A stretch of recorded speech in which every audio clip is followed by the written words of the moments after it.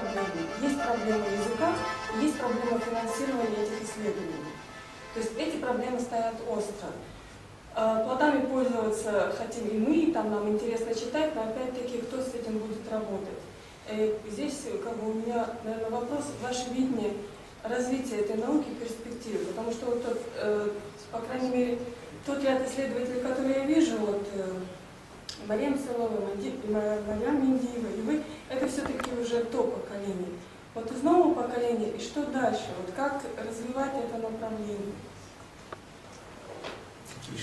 У героев есть много поклонников, но мало последователей. Оно в этом ключе. Спасибо. Вопрос хороший очень. Дело в том, что людей, которые, как бы сказать, взялись бы или бросив все, взяли бы как бы вот такое направление, таких сегодня нету среди молодых. И я думаю, что не предвидится. Потому что пример, который мы подаем в этом плане, люди это видят. Никаких дивидендов от занятий, никаких абсолютно. Более того, не то, чтобы там не помогают, это одна сторона, еще делают так, чтобы ты вообще не работал, чтобы ты вообще ничего не делал. Оставляют тебя без зарплаты, скажем, не берут на работу, и ты должен несколько лет сидеть и смотрят, сможет и не сможет там. И тебе надо, не имея зарплаты, делать эту работу, потому что перестать нельзя. Потому что моя задача, это вот эта мифология, это все, ну, типа хобби, это не обязательно. А обязательно это все-таки привозить домой документы, материалы. Вот. Проблема какая, вот сказали о языке. Я сколько раз подавал эту проблему, сколько раз обращался. Работ по языку, по ингушскому языку, не так много. Ну, наберется там больше, ну, может быть, больше 100, может быть, названий, наименований. И речь идет о словарях 20-х годов, о словарях, которые были в 19 веке, там, Клапрота, там, Гильденштетта, там, других, там, Старчевского, там, других. Их не так много. Расходы, чтобы их приобрести, вообще никакие. Вот. Поэтому я говорю, если мы занимаемся языком, у нас должен быть на полке все словари быть. Их где-то, ну, около 10 всех, которые мы знаем. Ну, можешь их купить? Я их все скопировал, все привез. Я привез Аббаты 27-го года, Аббат 29-го года.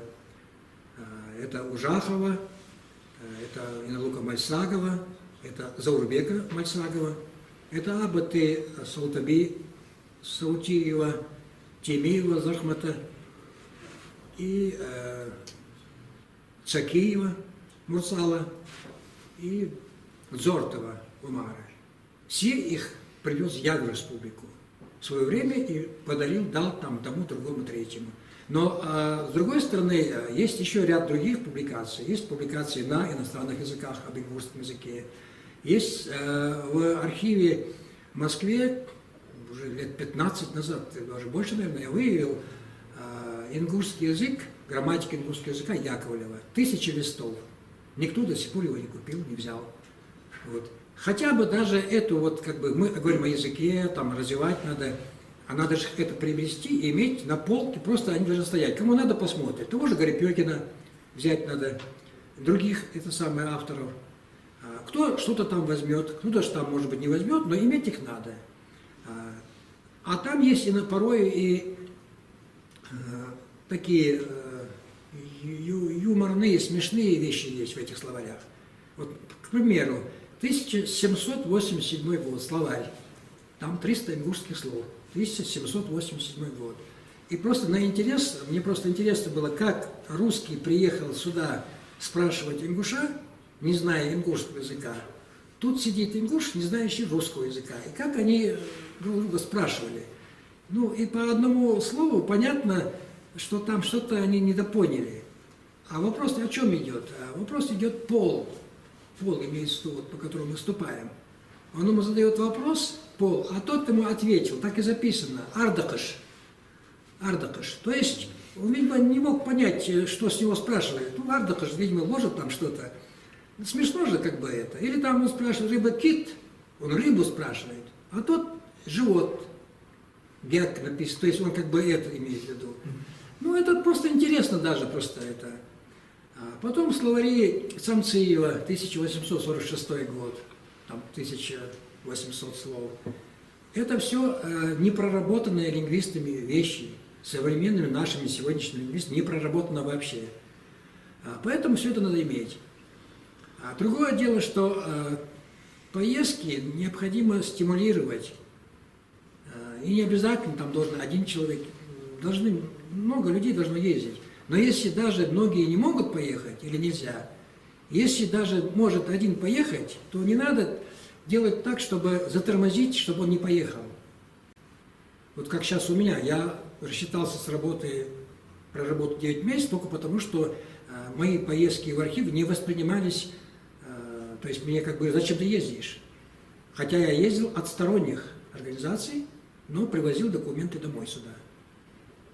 Поэтому, если нет оплаты соответствующей, конечно, молодые люди не будут заниматься. Это и другие тоже не хотят заниматься.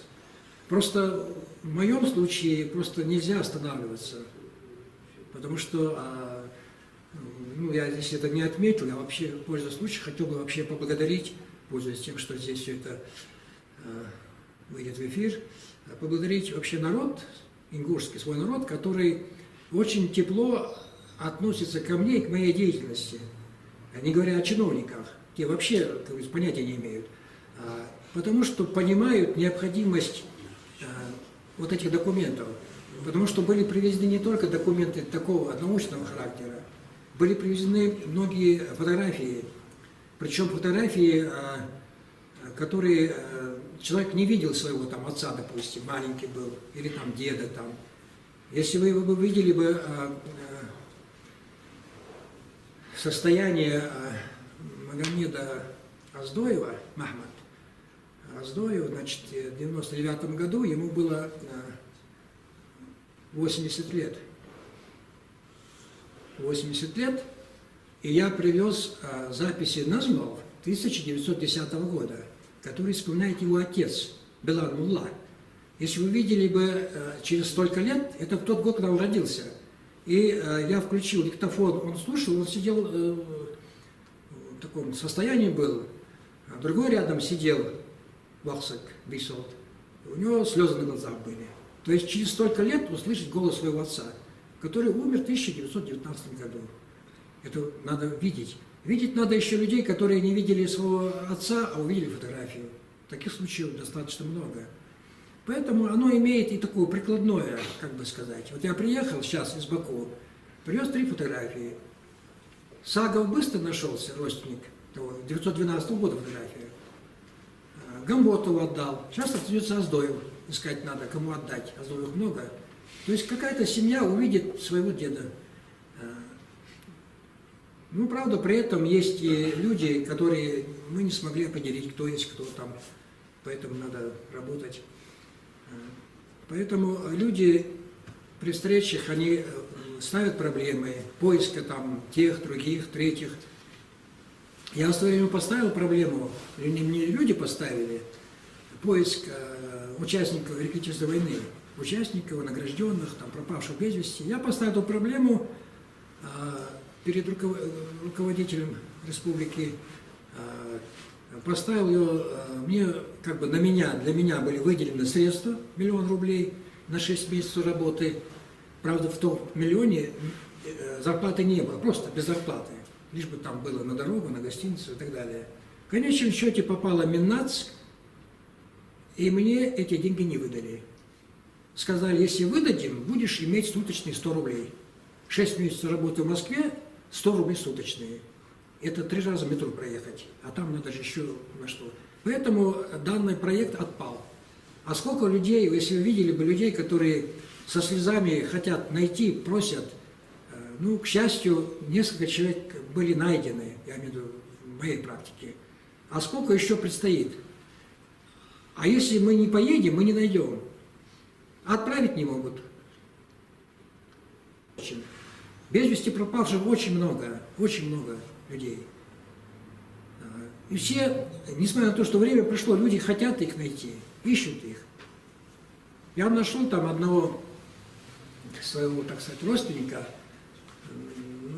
такая проблема была, давно нету его, а в то же время нельзя справить по нему, потому что нету документально, что он умер. А в документах проходит он как Дашоев. Фамилия Дашоев Магомед. Кто он такой? Кто его знает? А дело в том, что он был в плену, а написано по-немецки. По-немецки Дашоев выглядит как Дасхоев.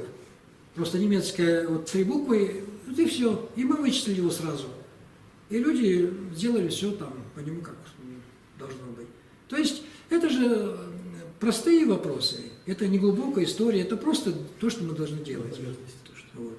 И я понимаю, что там не надо там, часто там отправлять, но иногда отправлять-то можно, раз в год хотя бы, или 2 раза в год.